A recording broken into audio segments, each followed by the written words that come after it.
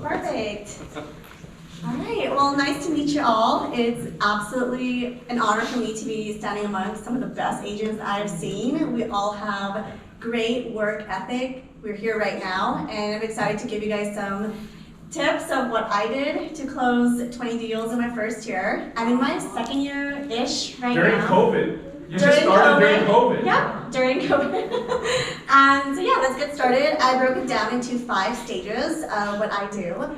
And we can go to the next slide. And I'm with Intero, by the way. So got a little family member here going on. He doesn't know me, but we're related in the same network. So yeah, so these are my 5 steps that I did. First one is mindset. That is going to be the foundation of why you're doing what you're doing and what is driving you. Second thing is going to be lead generation, my tips and ideas on how to do lead generation.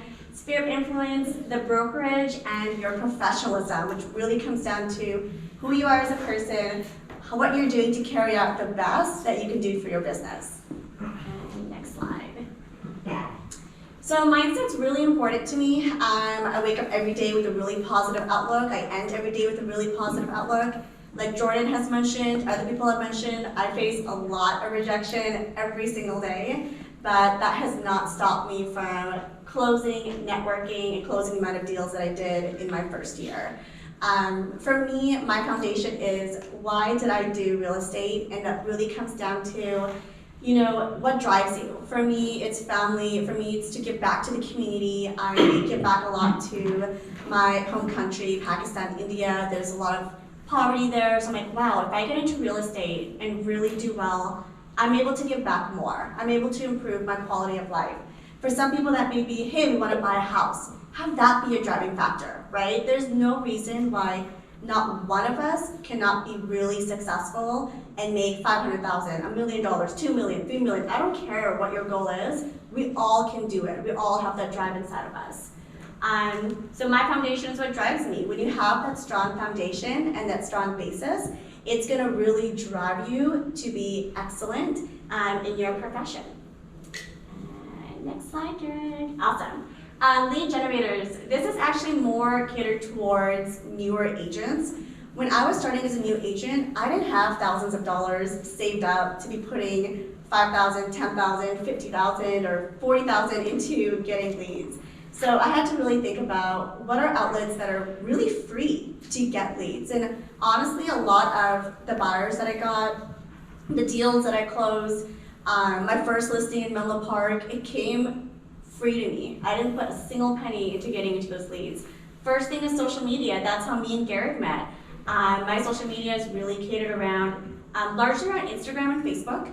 And then I recently started doing YouTube because one of my new construction leads, she watched my YouTube video and she literally was like, hey, I'd love to work with you. And if you guys saw my YouTube channel, it's super basic. I mean, right now I only have 5 videos. It's not fancy. I was talking to, I forgot your name, I'm so sorry. Yeah, I was talking to him about how I need help with knowing how to make my YouTube channel look really good. It's literally me sitting at the desk, talking to the screen, and just really being myself.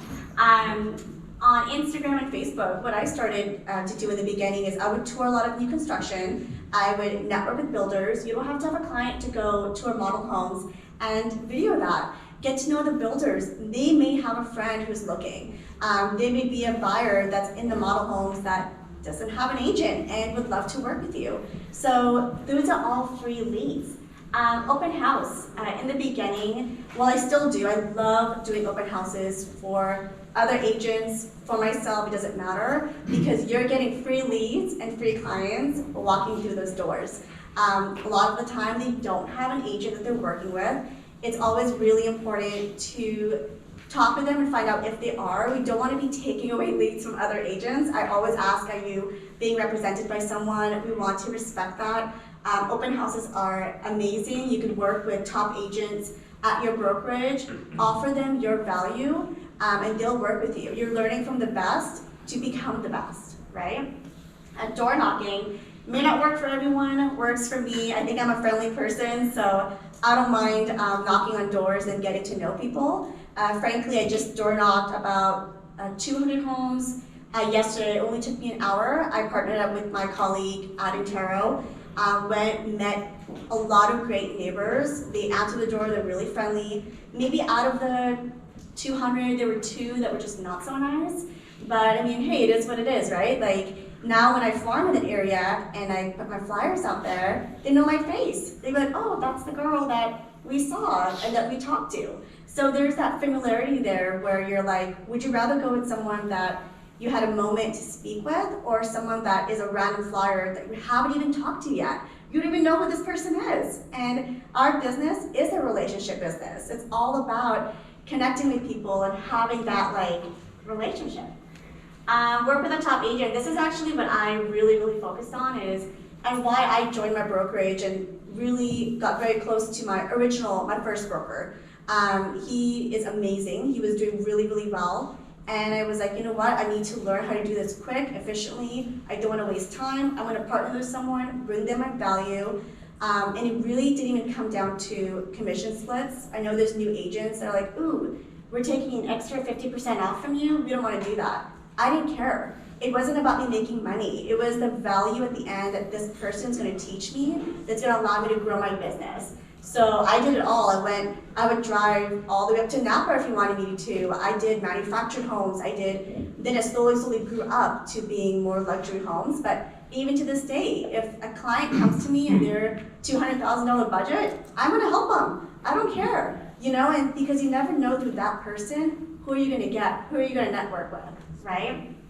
Apps like OpCity is another free app that new agents can join. And again, like at this stage, I have invested back into my business, like getting Zillow leads and things like that. But the point of this slide is to show you how there are free generation tactics that you can use that's not costing you a penny. And if you're not doing this, you're really doing yourself a disservice, because a lot of my business really just came from not putting really anything into my business at that time, because I didn't have the funds to do that, and I really wanted to grow my business. And then the next one. Oh, and one thing with OpCity is that it does start you with, you have to do like manufactured homes and lower price points, and then once you close those leads, you can do more. But one of my leads that I eventually got up to was a $2.5 lead from OpCity in Burlingame. And so, and I started at the manufactured homes, not saying that it's a different level, but I'm just saying different price points with how you can help them, right? Sphere of influence is key here. This is my gold. So any homes I've closed, I do something very similar to Jordan or other agents here, where I'm constantly in touch with them. It could be holidays, it could be family events that I know that they were going to, birthdays. Market reports are so important. You need to be not only someone that's personable, but someone that they know has this valuable amount of information that they can count on. So my clients not only now are my friends for life, but they're also someone that they can message me and say, hey Sulva, how's the market doing? So I'm like, oh yes, like they have that comfort level with me to come to me not only for business, but also on a personal level. And I think that's really important as a new agent, is to not just be like business with these guys. We have to have that comfort with them. Referrals are coming to you because they're comfortable with you, not because you're doing business. All of us out there can give them the neighborhood stats, but who can they feel comfortable with, right? So I came in touch with them. I do find out more about their culture as well. So if there's like a religious holiday, if they're practice, like if they're, for example, like, Indian and they have religious holidays, like Holi, I'm gonna wish them on that day. I'm gonna send them a little present, and there are gifting services online that you can use that will not cost you a lot. It'll be like maybe $20, and it's gonna be a really sweet gesture for them to create that comfort level. So I'll pick usually a couple of holidays to do that. And then the comfort level I already spoke about.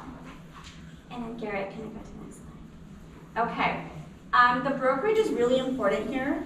So as I mentioned, the first brokerage that I joined before Intero was a great fit for me because they were providing access to a lot of lead generation. Although it was at a higher split, it worked for me because as a new agent, you can't come in entitled You have to work it really hard. And I can say, just like all of us here, I worked my butt off. The last 2 years I've been doing this. I farmed, door knocked, cold called, I did every single thing, worked with my broker very closely, didn't even ask him what is my commission split. Didn't even care. I was like, I just want to create my sphere of influence and have my portfolio because that's gonna help me. So now, for example, when I'm doing my social media and when I have my portfolio, now I'm attracting these clients that possibly may not have considered me at the start because I didn't have anything to show them. And so you do have to take, I'm trying to look for that word, but you have to kind of take a little bit of setbacks. Does that make sense? Not setbacks, but you kind of have to start somewhere, is what I'm trying to say. I'm seeing some heads nodding, so I think I'm making sense here. So my agency or my brokerage was great with that. So they provided me with those free tools for me to use. My broker, he was open to me working very closely to him because I brought that value of just being a yes person. I drove wherever he wanted me to drive, to work those buyer leads, to learn really quickly, to use the tools, presentations, whatever he had, I learned it really quickly and I just executed it. And that's how I think the brokerage you work with is really important. If you feel like the brokerage you're with is not providing you with the tools to grow your business, then you may need to consider going to another brokerage that will. I mean, it is what it is, right? It's the business that we're in. But always remember though that there are tools there for you. So if you're not using them, there's only one person to blame here. So for me, it was I have these tools in front of me. Am I using them well? And if I'm not doing well, then it's my fault, right? If my broker is giving me all of these tools to use, then why am I not doing well enough?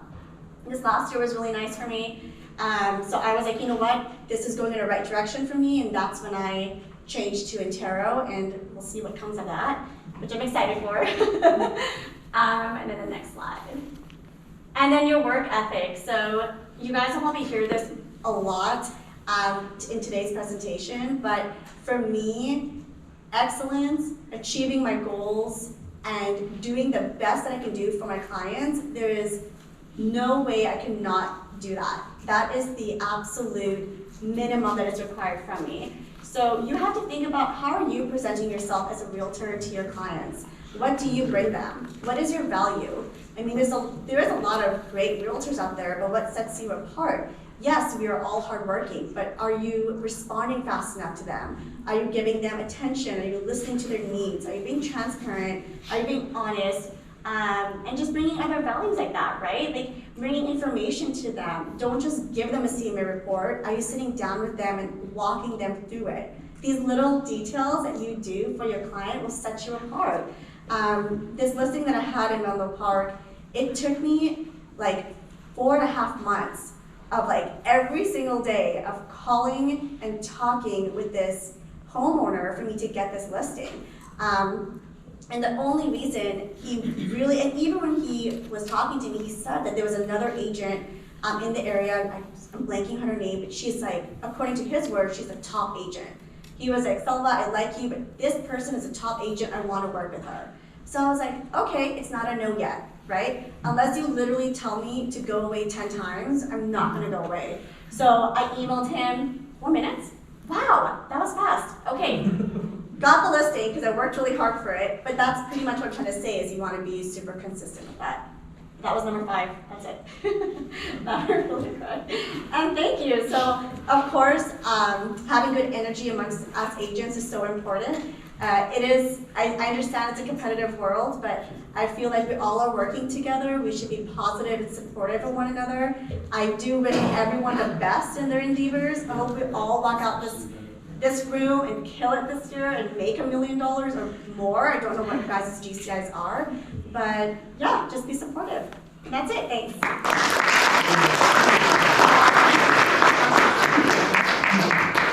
Are there any questions for me? I have a question kind of for everybody because I came into real estate after a career in financial services, and so I have a background in finance, and I did mortgage lending even briefly. But I feel like it's been difficult for me mentally to kind of step into that and kind of own my transition. So if anybody that's come from another career, how have you parlayed that into your confidence level going into the switch? Yeah, so I actually came from dental hygiene. I did that for about 5 years. So when I transitioned, it's a completely different world. I think, he's like laughing, completely different. I think, it really just comes down to, again, your mindset, right? You have to be really positive coming in. If you're focused on what everyone else is doing, that's gonna make you feel, like, oh wow, I can't, match up to that, right? Like, right now I think, oh my gosh, like, Jordan, $160 million, I can't do that. Like, that's gonna bring you down. I do a lot of podcasts in the morning. I watch a lot of YouTube videos. Tina calls, she does a lot of free listing presentations, trainings. It's positive mindset you have to be. Focus on yourself, nothing else. Everything else is a blur, and you're gonna kill it. That's it.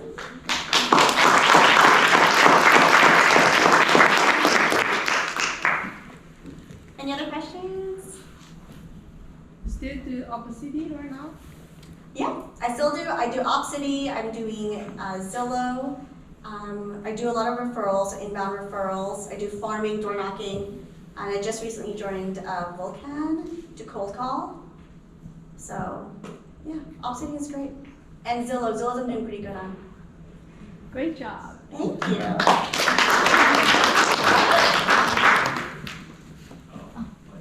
Go ahead.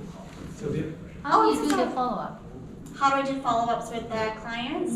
Are you talking about like cold leads or people that I've Like an closed? open house or, like a no? Oh, I call as soon as the open house is over. I call them right away and see how the open house went, and get their feedback, and then just go further from that. Ask what they're looking for, how I can help them. With new leads, I mean, it's a consistent follow-up. I'm calling you usually once every day until I get in touch with you. And that's either email, have you guys heard of BombBomb? Okay, yeah. BombBomb videos, email, calling, texting. Yeah, just the usual, right? Like, you have to keep calling, guys. Like, if you call one time or once every 7 days, they're not gonna answer you. Call every single day until they pick up the phone. And if they say no, not right now, wait 2 weeks and give them a market update. Say, hey, I was just thinking about you. Here's a market update for the neighborhoods that you're looking at. It's simple. Does that answer your question? All right, guys. Well, thank you.